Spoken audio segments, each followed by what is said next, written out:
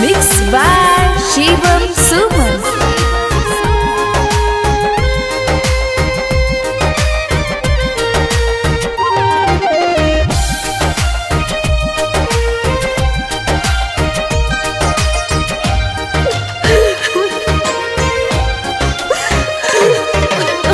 गम नहीं काम होवे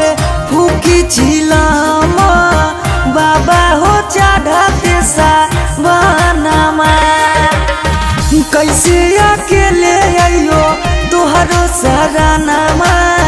पगली है पिया के भावनामा गम नहीं काम होवे फूकी चिलामा बाबा हो चढ़ाते सा बनामा कैसे अकेले आइयो तोहरो सरानामा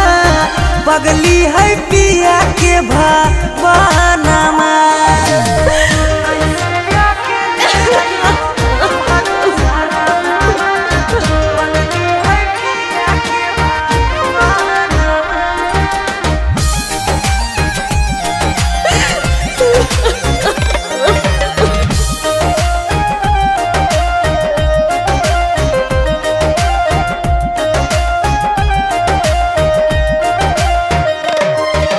सुनो भोले बाबा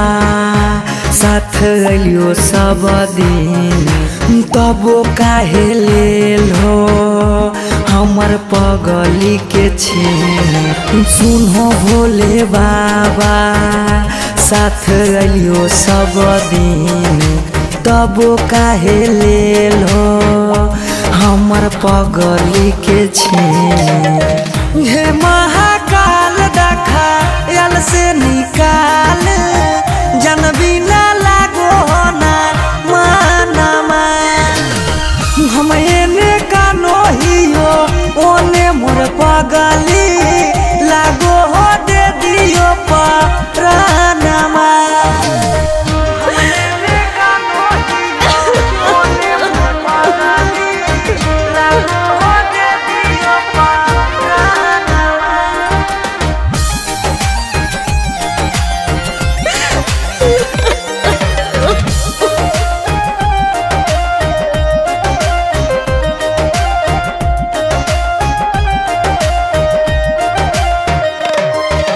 तोहरे मंदिरिया में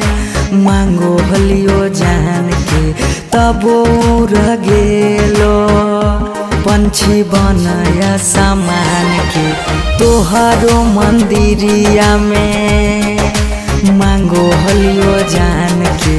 तबो उड़ गेलो पंछी बनाया सामान के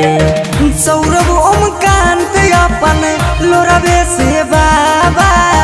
धोबहा को तोहरे चरनामा कैसे अकेले आइयो तोहरो सरानामा पगली है पिया के भावनामा।